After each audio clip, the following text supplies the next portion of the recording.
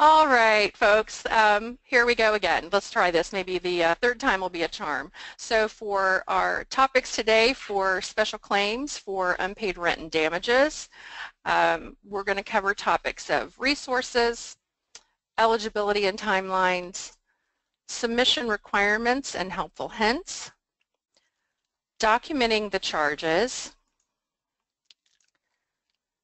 routine costs of unit preparation, distinguishing between those extraordinary tenant damages versus the normal wear and tear, and the appeals process. Now, as there is some level of duplication between the topics, regardless of the claim type, we will try to just skim over the areas of duplication today and focus more on the hardcore items, those items that really do tend to require more clarification for people, and make the most of our time today. Resources are obviously the Special Claims Processing Guide. The FAQ for the Special Claims Processing Guide offers a considerable amount of clarity. The original HAP contract for the project and the related Code of Federal Regulation will offer clarity at times when there's questions about the eligibility of claims. And also in the Occupancy Handbook, the 4350.3, Chapter 6 specifically discusses requirements for security deposit collection. The HUD forms themselves, so the schedule of special claims, as well as the special claims for unpaid rent and damages. So your eligible contract and project types are your Section 8, your 202.8, the 202 PACs, the 202 PRACs, and your 811 PRACs are your eligible projects for the unpaid rent and damage claims. Now, for anyone who's put these claim packages together, we realize that there's a considerable amount of time that goes into preparing those packages.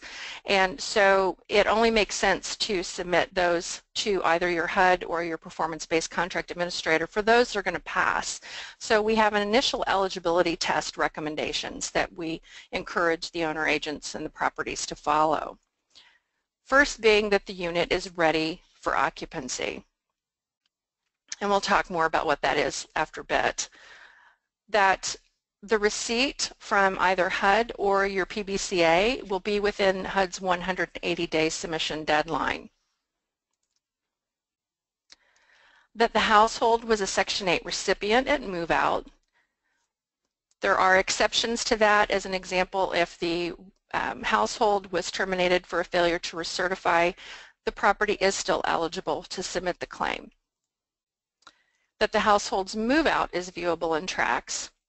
If you have an instance where the move-out is not accepted by tracks, then the property would just need to utilize the tracks multifamily move-out request form and provide that in their submission as documentation that they had taken the appropriate steps.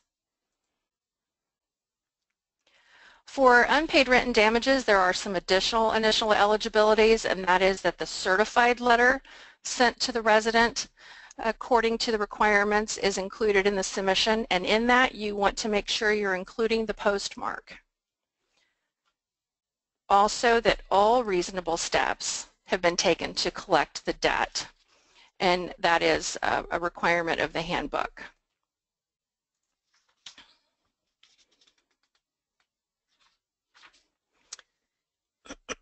Some additional initial eligibility for damages only would be that repairs or replacements are extraordinary. And there are guidelines in the Special Claims Processing Guide that dictate what that means, and we will cover that in more detail later this afternoon. If you have both unpaid rent and damages for a tenant, you need to submit those on a single form, HUD 52671A. Another requirement is that if you are submitting a claim for damages, that you must provide an itemized listing of those damages to the resident. So on timelines, as far as what to expect, this is an area that is the same regardless of whether you're talking about an unpaid rent, a damage claim, or a regular vacancy claim. Basically, it's a 30-day timeline for each action step. So once the submission is in, HUD or your CA has 30 calendar days to respond to the initial submission, and that could be either for an incomplete package or a complete package. So if you have an incomplete package, then there would be a request for additional information, or your governing body may elect to simply return the full package to you. It depends upon what your governing body chooses to do. In Indiana, for example, we simply make a request for an additional information. And the response time from the property or the owner agent is all necessary information has to come back in within 30 calendar days from the date of notification. And again, as we talked about in the last webinar, the timelines are calendar days, not business days, and that does make a difference. So you'll want to make sure you're mindful of that.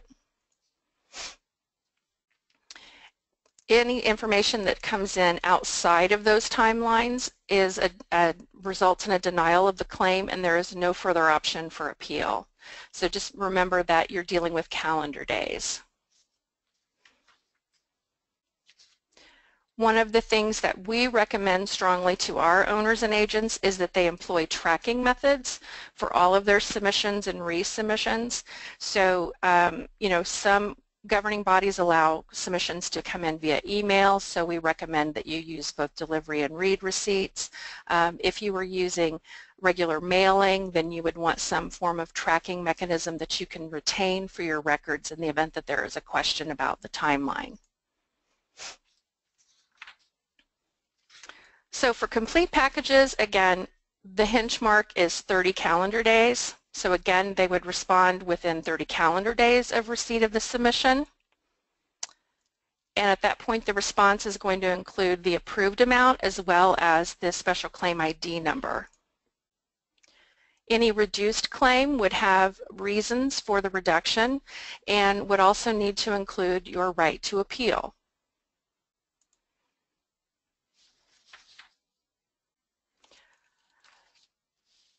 Once you've received those approval documents, then you're going to proceed with reimbursement. And the request for reimbursement should occur on the first available voucher. But it must be submitted within 90 calendar days of the approval date. A failure to do that will result in a denial of the claim without option for appeal. So again, be mindful of those calendar days and don't lose track of that so that you don't lose the money that you're entitled to.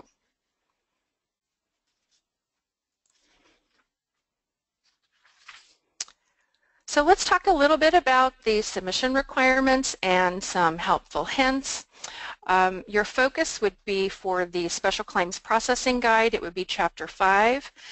Section 5.3 is for the owner-agent submission requirements, but Section 5.5 also is a good resource for you because it talks about the review requirements of HUD or the PBCA. So it's important that you have both of those segments in mind to understand what is going to be required for an approval of your claim. Also, as mentioned earlier in the beginning of the presentation, the Occupancy Handbook, Chapter 6, in particular Figure 6.7, which dictates all of the submission requirements of a security deposit collection based on your contract and project type. And in any instance where the proper security deposit is not collected, any eligible claim is going to be immediately reduced by the shortage of the deposit that should have been collected. So you'll want to be paying attention to that and make sure that you're aware of the proper collection requirements.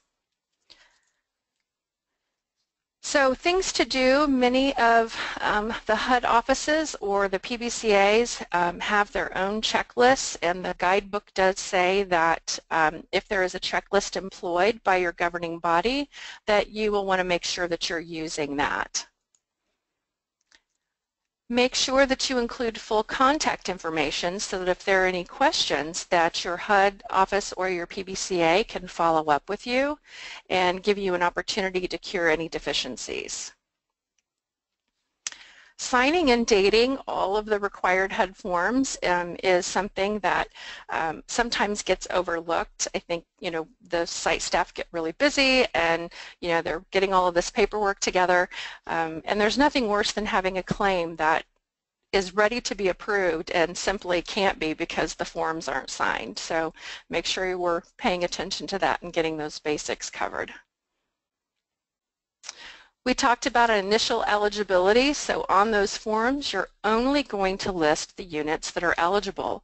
You shouldn't submit documentation for any units that didn't pass those eligibility tests. And as I've mentioned already today, use and retain tracking methods for your submission. They really can be useful at times if there's a question about the timing of when your submission came in.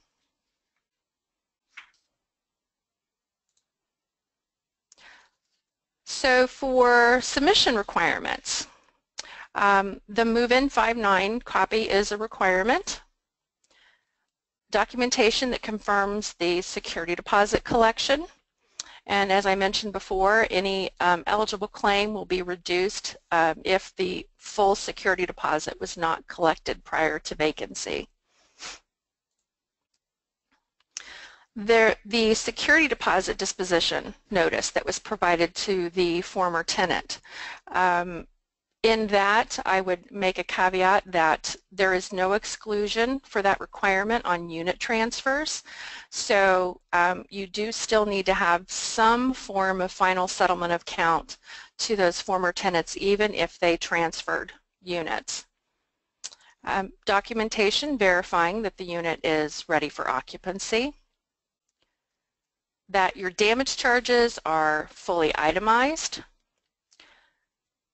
that any unpaid rent or other charges that are due under the lease are identified by the type of charge, the period of time, and the amount.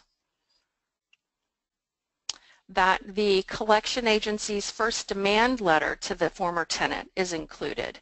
This is a point that is sometimes overlooked, and we oftentimes see properties that have simply submitted their acknowledgement from the collection agency saying that they've received the account. But the guidebook actually does state that the first demand letter is necessary.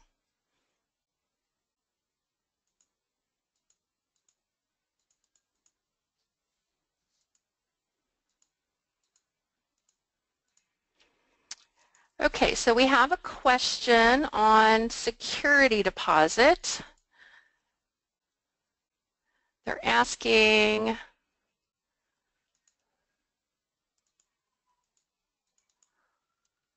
if they use the amount that should have been collected or the amount that actually was collected. Well, on the form, you actually have to reference the amount of the security deposit that was collected. And so that would actually be what you actually have documentation of in your records. And then your reviewer will then be comparing that against the project type and what the security deposit amount should have been, and they will automatically reduce the eligible claim by that shortage. But the form does dictate that you need to list what was actually collected. So you can't list amounts that you didn't receive funds for.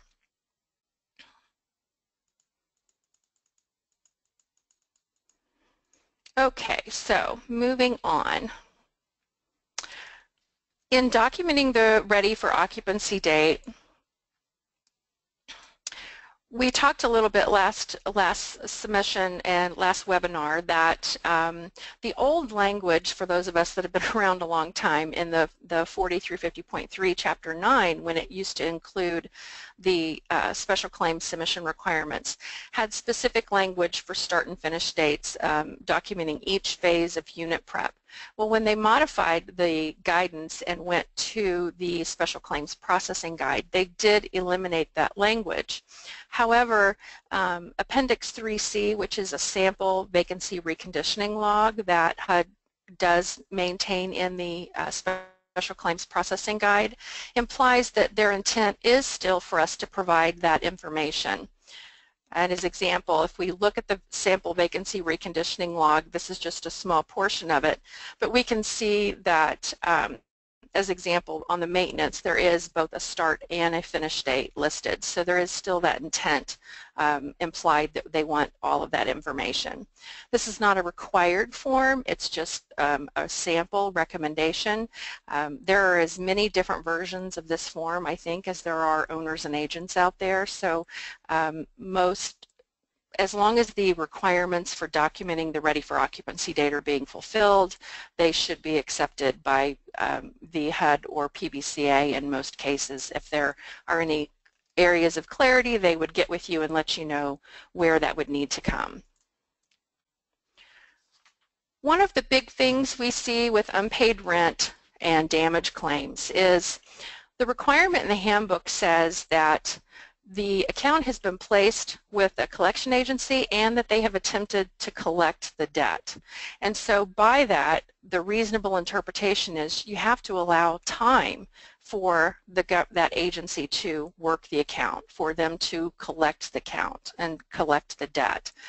So there is no formal timeline that's been dictated by HUD, but by nature it needs to be reasonable. Throughout the Special Claims Processing Guide, HUD uses the word reasonable several times, and this would be an area where it would most certainly come into play. If we stop and think about the submission timelines, HUD allows 180 days, 6 months, for us to submit the special claim. So what would be reasonable in giving an opportunity to collect the debt? We oftentimes, when we see those first demand letters come in, it may have been 30 days that has passed since the account was placed for collection. And so if you're not at least allowing an additional 30 days on top of that, then how are we allowing time for the agency to collect the debt? We're just not. So as an example, in Indiana, we typically say reasonable is a minimum of 60 days. Again, it's not a requirement. We can't mandate that, but it does need to be reasonable. And we do need to see that there has been some level of time and an opportunity for them to work the account. We have many instances where properties have submitted claims quite quickly after placing with the collection agency, even 30 days or 45 days. And then invariably later, through the voucher process, we will see that they are returning recouped special claims funds because they did in fact receive a payment. So it bogs down the process, it becomes more complicated for your reporting, and it can be eliminated very easily if you simply just allow sufficient time. So like I said, we do encourage our owners and agents to allow at least 60 days before they're submitting those claims in for unpaid rent and damage. One of the other elements is in a damage claim is that life expectancy has to be considered. And in the Special Claims Processing Guide, Appendix 5D, there's a sample chart of life expectancy. Many of the items are distinguished between family properties or elderly properties, and you just need to make sure that in your submission that you are considering what the useful life expectancy of any replaceable item that was damaged by the tenant would be, and you would adjust your claim calculation accordingly. As example, if it's a family property and the carpet was ruined and had only been replaced, say, 2 years before the resident had moved in, according to the life expectancy chart, a family property carpeting should have a 5-year useful life expectancy. And so in that case, you'd be looking at invoices from the original carpet replacement prior to the former tenant's move-in, and then the replacement invoice after their move-out. We would be comparing those dates, and roughly you would have approximately 3 years. If it was exactly 2 years, you would have 3 years left of useful life expectancy, and that prorated cost would be what you'd be able to bill the resident as a part of the damage claim.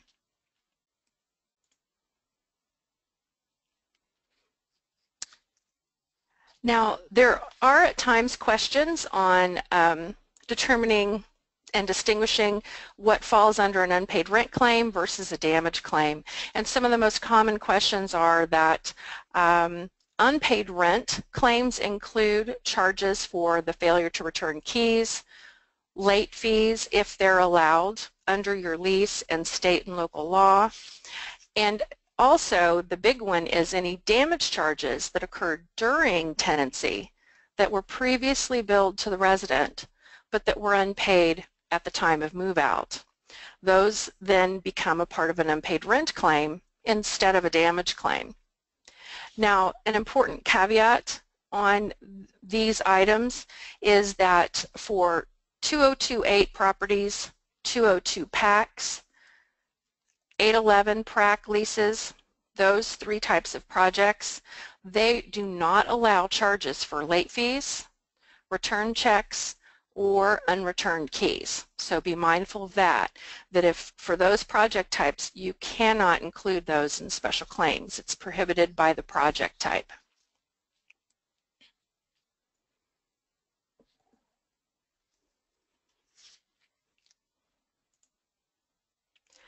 So charges that are not allowed in damage unpaid rent claims and that should not be included in the calculations are any unpaid utility bills, any routine unit prep or turn costs, anything that is not extraordinary, and we will talk about that in just a little bit. Any legal fees, any collection agency fees, or costs of photography to prove tenant damage. None of those items are eligible for the claims and cannot be included in your calculations, and the balance is due on the form.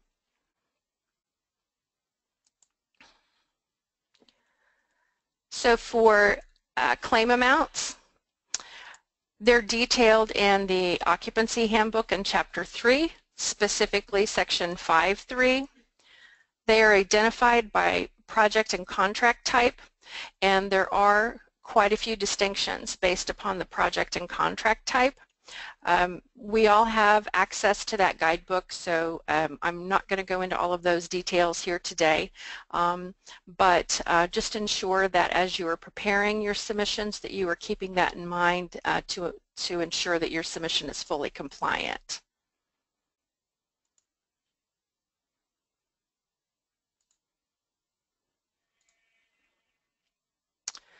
So let's talk about the basics of documenting charges. One of the key things is that every charge is itemized and clearly defined.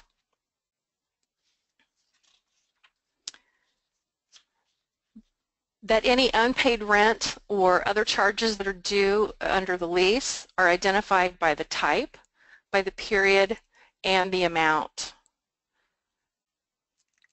And we see a lot of additional information requests related to those 2 items in particular here in Indiana, where there's just not enough clarity. And the guidebook says that the reviewer, either HUD or your PBCA, they aren't allowed to make any leaps of understanding. So if it's not clearly defined and there's not a clear-cut audit trail in the submission, then they have to make a request for additional information.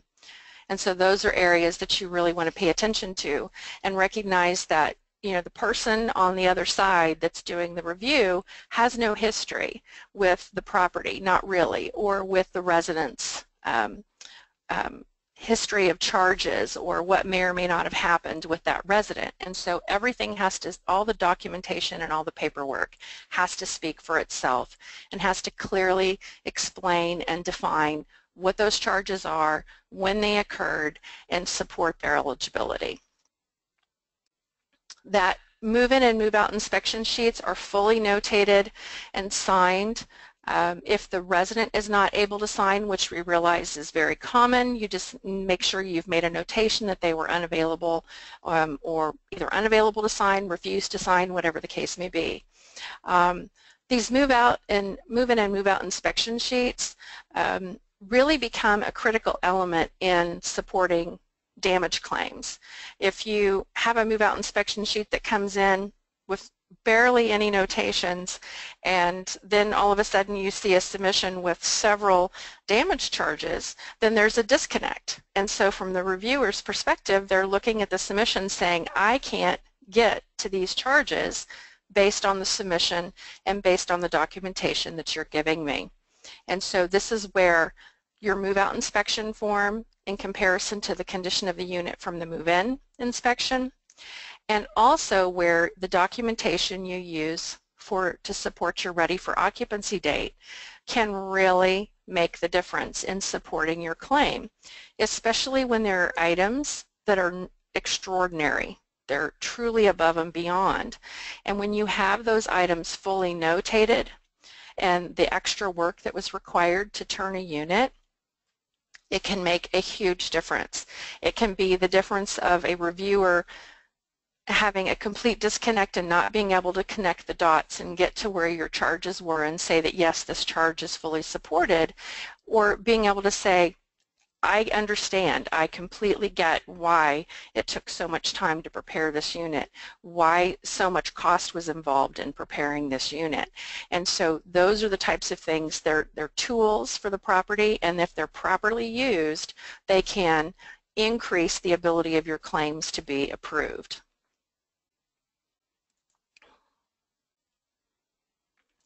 As we've said, all charges have to be itemized. They have to be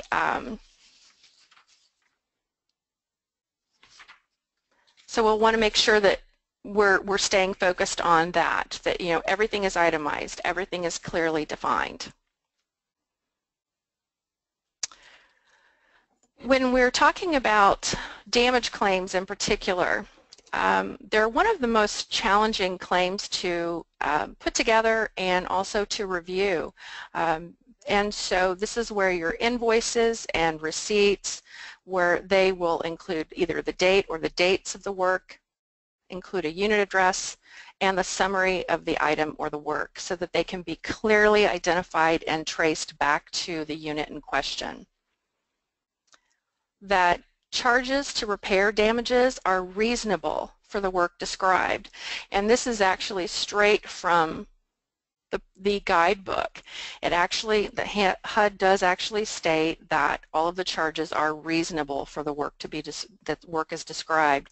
And so that is an area where it becomes very subjective. And so again, anything that the property or the owner agent can do to help provide clarity on those charges and leave a very clean audit trail is beneficial, because what is reasonable to one reviewer or one individual submitting the claim may not be reasonable to someone else.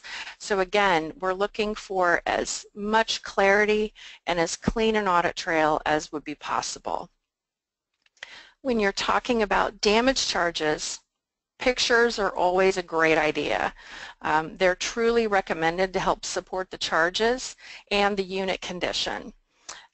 They can be the difference between a extraordinary cleaning charge being approved and not being approved, because a picture that shows an identifiable unit address and the true condition of the unit will help support in conjunction with the statements that were provided on, say, the make-ready tickets or on the move-out inspection sheet. And when you put the two of those pieces together, they create a very strong argument for the claim in question. Charges that are for routine or customary unit prep need to be identified and supported by the unit size or the floor plan type and for the scope of work.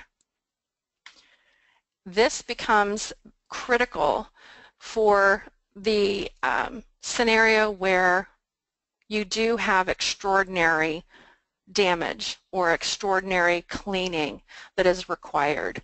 And as we get further into the presentation today, we'll talk about the distinction between extraordinary versus normal wear and tear or routine unit prep. And this is where this will help, where you have an establishment of what is the normal customary charge for those types of work. And we'll talk more about that in just a little bit. So in documenting charges, we see some different approaches. We see that some properties and or agents elect to use a standard charge list of some sort. They are not required, it's purely optional. If you do elect to use a standard charge list, they need to be clear and well defined.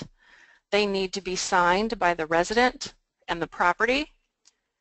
If they're not signed by the resident, the property has to provide evidence of how and when the charge list was disclosed to the resident prior to their vacancy. Otherwise, it can't be used.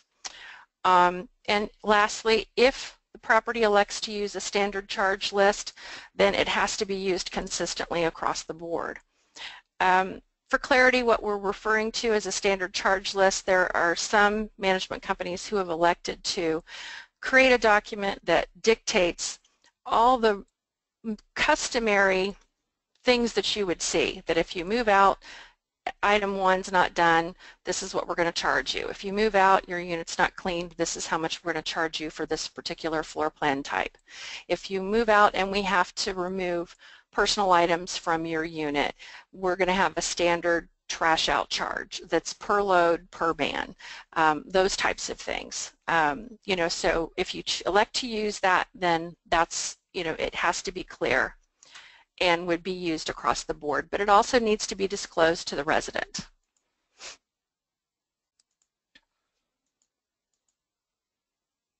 Okay. Well, and we have a question on the standard charge list that says, one of our participants today has said that they were told by HUD that they were not to have a flat fee charge. And again, you know, we're speaking from what we see in Indiana. If your governing body has told you that you cannot use a standard charge list, then by all means, that is the rule. We do see fairly prevalently here in Indiana that there are some owners and agents that are using a standard charge list, and they have used it for many years. But again, they're provided and disclosed to the resident at the time that they move in, and they sign them and they use them consistently across the board for all of their tenants.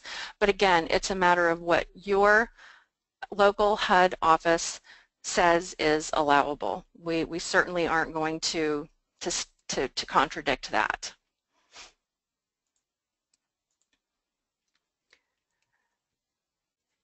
Now, oftentimes in damages and repairs and replacement that needs to occur, it's something that is done in-house.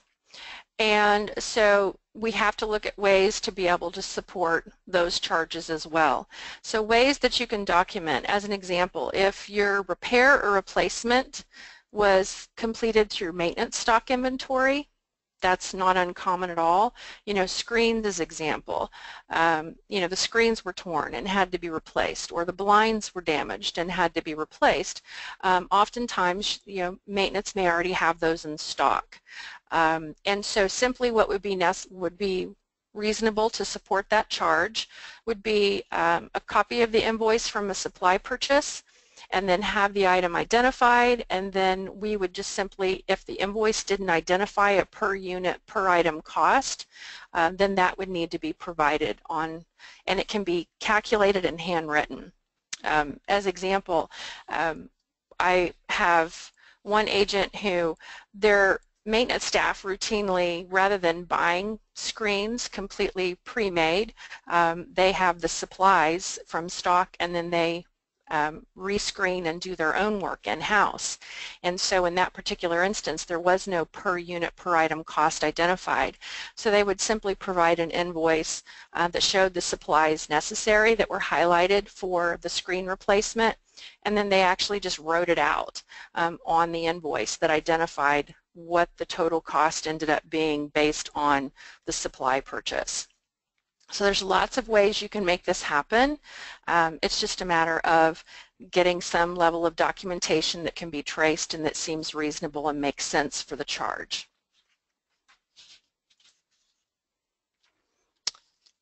Another item is it may not be repairs and actual replacement of physical items, but you may have to be looking at in-house labor. Obviously, that is going to take up many of the charges are going to be a result of in-house labor. And so in doing that, again, lots of different ways that you can support this. Identification of the unit number, a start and stop time or a cumulative total for the completion of work, the number of staff that were required, and then the hourly rate or an established charge per task. Also those detailed service tickets or maintenance logs, any other form of documentation that's being employed by the property that confirms the scope of work and what specifically occurred. But again, it's about documenting that charge and supporting the charge and having a clean audit trail. So that if you're telling us that, if in your submission, if you're stating that drywall repair, as an example, had to occur, and it took, say, one service, one maintenance staff member, and they were there for an hour doing the work, then you would need to be able to support that. And again, it's either through service tickets, maintenance logs, you can write it in on your ready for occupancy documentation, any other form of documentation that just details where were they, what, the date they were there, the start and stop time that they were there, or the cumulative total, and then what the summary of the work was, what was the task, what was completed.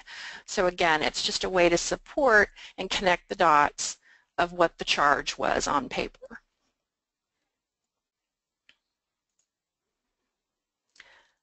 So one of the biggest challenges on damage claims is the routine costs of unit prep, those items that are not extraordinary.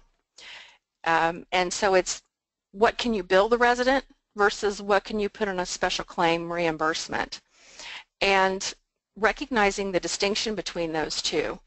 Frequently it's not the same thing, especially when we're talking about carpet cleaning, unit cleaning, or painting of the unit.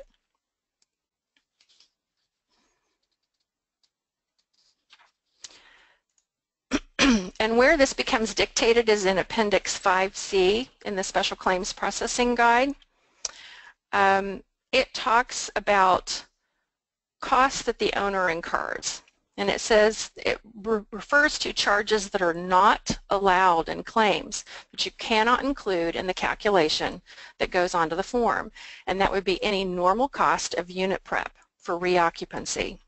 And that includes basic or customary cleaning, painting, or unit repairs for the bedroom size. And it specifically states that the costs an owner incurs for the basic cleaning and repairing of such items necessary to make a unit ready for occupancy are a part of the costs of doing business. That's a big statement, and this is where we have probably the biggest challenge in helping understand what HUD's really saying in this, and being able to distinguish in the submission between what is that customary cost of unit preparation and what becomes extraordinary.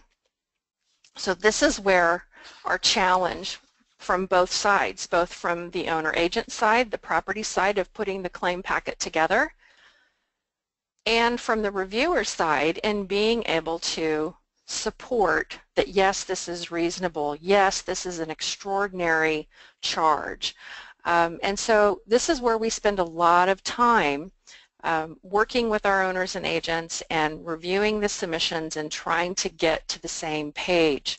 So everything that we can do to help make that picture more clear, because this is an area of subjectivity that it's impossible to get around. You know, what's reasonable to one may not be reasonable to another.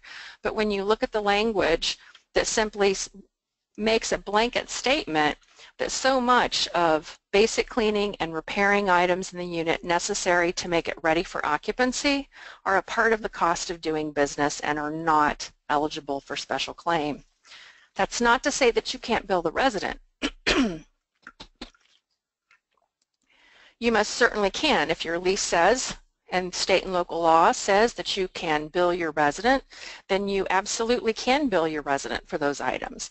You absolutely can include those items in the balance that you're submitting for collection, but you may not necessarily be able to include them in your calculation for special claims. So charges that are allowed: truly extraordinary and specific tenant damage or abuse, or amounts that exceed the customary charges for unit prep. In those instances, everything needs to be clearly supported and needs to be fully documented. And there's some clarity in the Special Claims Processing Guide in Section 5.2 and 5.5. Also in the Appendix 5C is very helpful in helping to distinguish those items. So let's talk a little bit more about what does that really mean. So what is your tenant damage versus your normal wear and tear? How do we distinguish an eligible charge? So let's talk about some specific examples that will maybe help offer some clarity. So as an example, if the resident moves out and the floors require a cursory clean, or from carpeting, or if you have non-carpeted floors, tile floors, vinyl, what have you, and they may need a coat of varnish. According to the guidebook, that is not an eligible claim. Now again, if your lease or state or local law says you can bill the resident, then yes, you may, but you cannot include the charge associated with that on an eligible claim.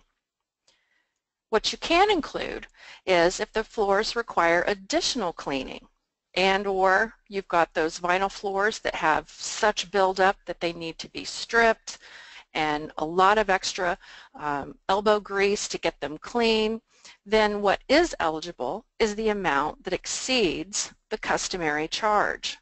So this is where, when we talked a little earlier about having customary charges for different types of work established for your property, this is where you have to have this. Because if you don't have those customary charges, what's the customary charge for a apartment cleaning based on the bedroom size?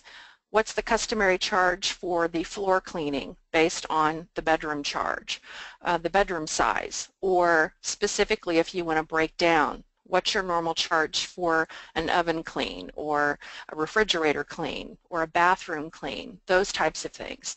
If you don't have what your normal customary charge is under normal circumstances, then you have no ability to support a claim for an extraordinary charge that exceeds. And so you're going to be in a rock and a hard place. You're not going to be able to support that action, and therefore HUD or your PBCA is not going to be able to approve any claim that you may have for extraordinary cleaning or unit prep. So this is where understanding and documenting what your customary charges are at the project become very important.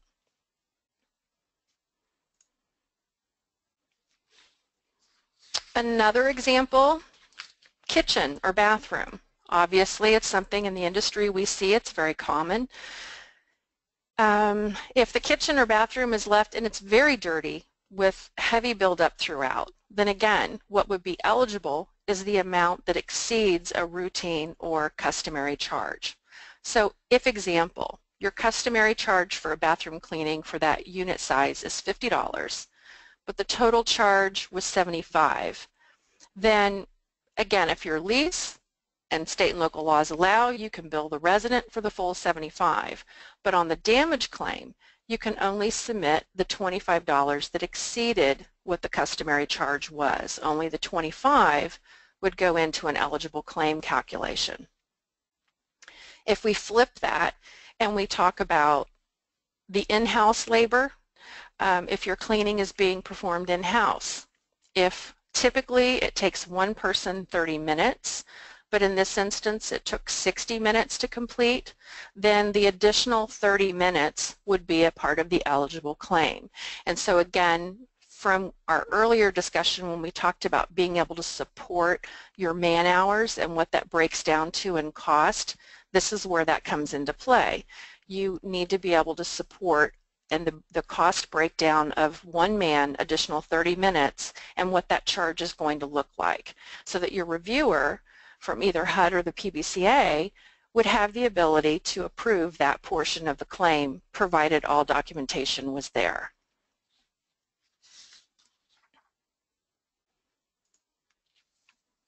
Another example, very common, walls. Residents move out. The walls either have small chips in the plaster, they may have nail holes, or may require a coat of paint. A simple coat of paint or any of those other items, according to the guidebook, there is not an eligible claim.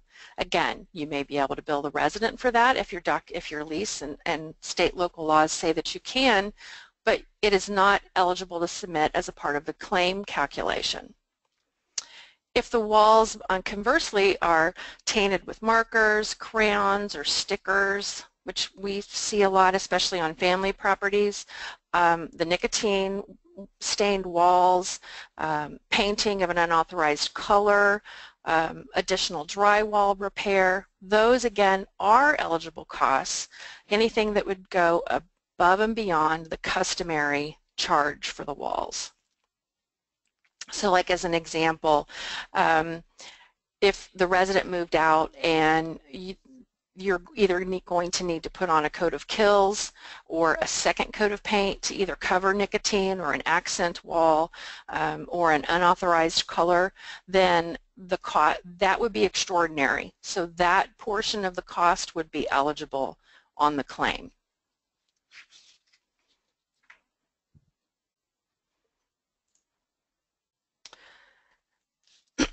So, giving people a chance to chime in here, what we were trying to accomplish through those examples is try to give some more hardcore real-world applications as far as distinguishing between what can be considered extraordinary so that those portions can be eligible for the claim versus the standard charges. And I'll pause for a moment to see if anybody has any additional questions that they want to throw in out there that we may be able to cover before we move over to appeals.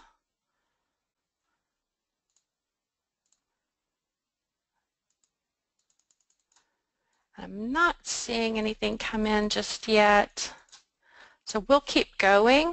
And obviously if you have questions, feel free to throw those out there. So as we talked in the beginning, every claim that in the event that it is either adjusted or a portion of it is denied from your original submission, you have the right for appeal. And that is assuming that the initial submission or any resubmission, that those were provided to HUD or the PBCA within HUD's original deadline requirements. Remember, we talked earlier that if you don't fulfill those deadline requirements, then you do lose the right to appeal.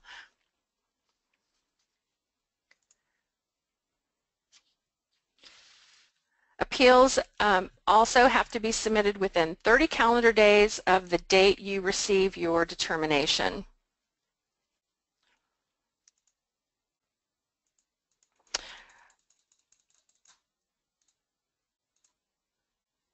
And those appeals have to include a brief explanation for why the claim should be paid, plus any new or additional supporting information that you believe would support the claim in question.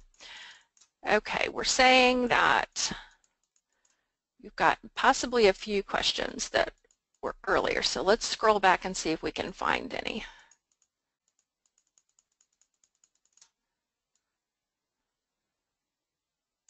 Okay, no, I'm not seeing anything new that we haven't answered yet.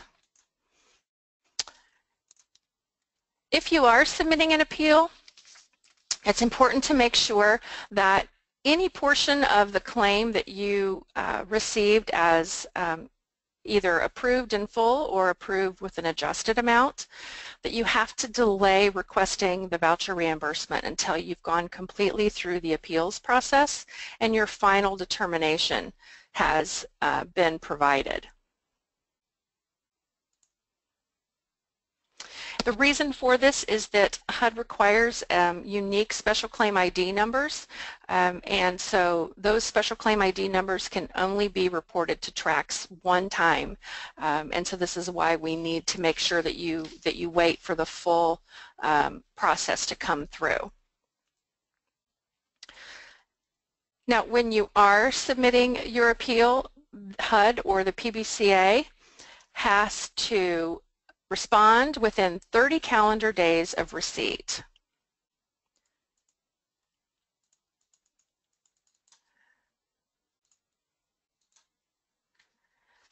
The appeal determination will include details of the decision, and if a revised approval is occurring, then you will also get a revised approval letter for submission with your voucher.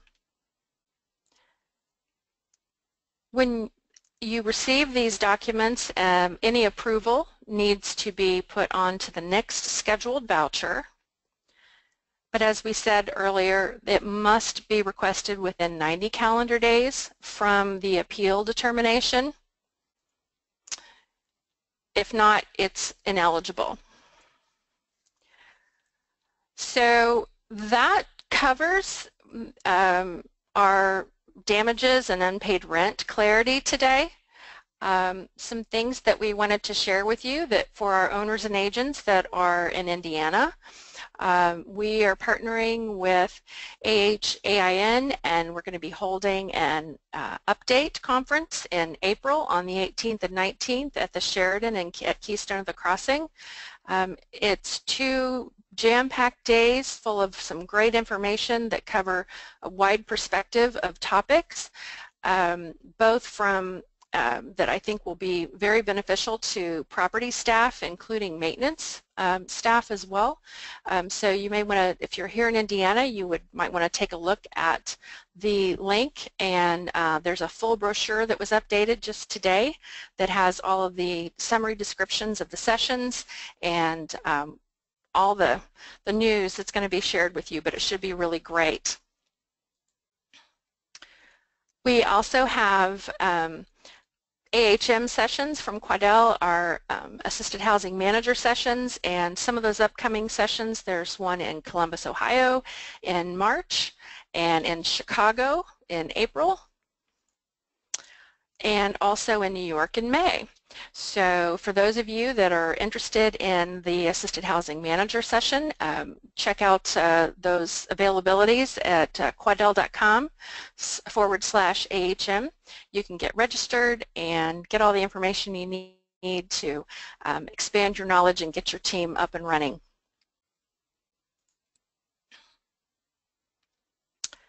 And if you're interested in either bringing a training to your location or partnering with Quadel, you can visit our website at quadel.com/proposal and request information on that.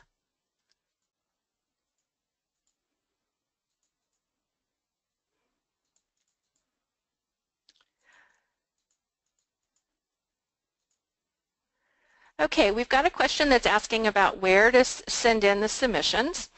So it's going to be based upon who your governing body is. So as an example, if your property is assigned to a performance-based contract administrator and you're used to dealing with them for your voucher submissions, management and occupancy reviews that are returning now, or contract renewal or multi-year funding, then your special claims submissions would go to that same contract administrator.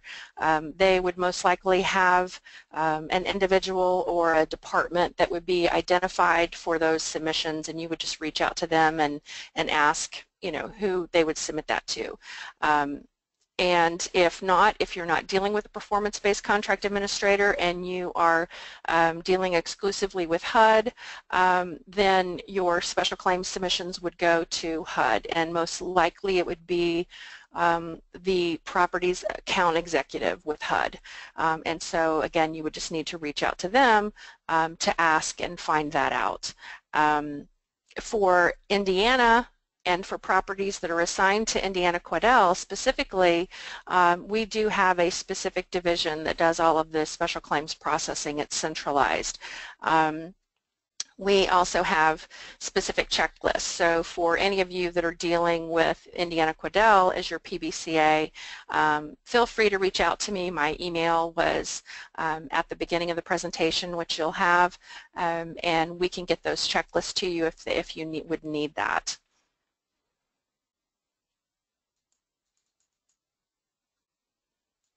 Okay, another question wanting to know if we fill out only one 52670A for all unpaid rent and damages, and also regular vacancies on the same form. Yes, you can, and it actually is preferred that by most HUD and PBCA that if you're going to be submitting regular vacancy, unpaid rent and damage, I mean, it's wonderful if you can, for a single tenant, it's wonderful if you can get those on the same schedule of special claims, the 52670A Part 2. If you can get those on the same one, it's not required. The only requirement is that if you are submitting unpaid rent and damage for the same tenant, that they must be presented on the same schedule. Also, if you have, you can include multiple units on the same schedule. You do not, as an example, say if you have 3 units that you have claims ready to submit for, you can list all 3 of those units on the same schedule. You do not have to send them on individual schedules if you don't wish. I've heard that some HUD offices or PBCAs have preferences one way or the other, and so again, as I've said before, just follow what your HUD or PBCA office's preference is, but there is no HUD mandated requirement in the Special Claims Processing Guide to say that you must do one or the other.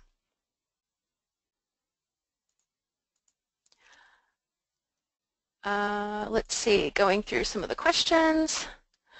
Here's a question that says, if the package is near the 180-day submission but is denied due to needing more info, and that submission is past the 180 days, will it still be processed? Okay. Well, I would say the general statement is that according to the Special Claims Processing Guide, the reviewer has the option of either, for an incomplete package, has the option of either returning the full package back to you and identifying the items that are either missing or need more clarity, or to simply retain the original package and make a request for additional information. But in those instances, it's not a denial per se as much as it is they're requesting additional information. So the 180-day submission deadline would hinge on when was the initial submission received, That's the first point. So to speak as how we would handle it in our Indiana office, which is all I can speak to specifically, in those instances, again, we're looking at the 180-day submission deadline as when did we receive the initial submission. If a request for additional information was required, then that deadline is, as I said in the beginning, 30 days. The property owner agent has 30 days from the date that that you have provided that notification to them with which to respond for all of the information. That would be where the deadline is. And I guess if the person that asked this question wants to submit it specifically and maybe offer more detail, we might be able to get a more clear-cut answer for them.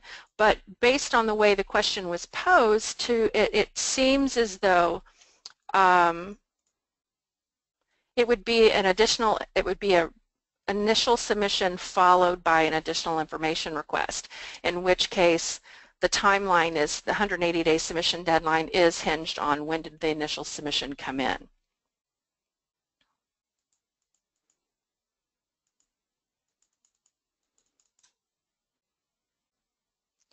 Okay.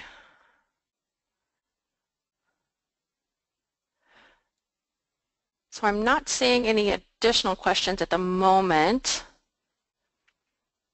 And again, we were talking about, if you're interested in bringing a training location to your site or hosting, you can check out Quadel's primary website for that. All training inquiries would be taken in and addressed by Nicholas Murphy. Nick's our training manager at Quadel, and it would be more than happy to help either customize some training for you or help partner with you to get those training needs met.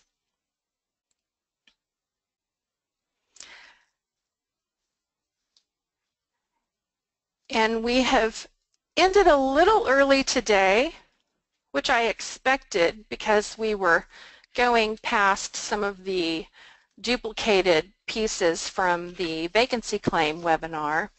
And again, as a reminder for everyone that is registered for these webinar sessions, you will get an email out after the fact from our training manager, Nick Murphy, and it will provide you with the presentation today. And so in that, you'd be able to go back through all of those details and see anything that you wanted to go into further. As you go through and you're working with your teams, getting things prepared, if you come up with any questions, don't hesitate. You can get that information back out to our training inquiries, or you can email me and I will do my best to get you to the right place to get those questions answered, whether you're a part of our own portfolio here in Indiana or whether you're across the country. We'll do our best to get the answers fielded for you at the right place. And I thank you for joining us today, and especially for our hiccup in the beginning with that little sound not coming through. I apologize for that, and but we thank you for your patience and your persistence in sticking with us today. I hope this session you found to be useful and beneficial and help offer some clarity on those damage and unpaid rent claims. Again, thanks very much. Have a great day, and until next time.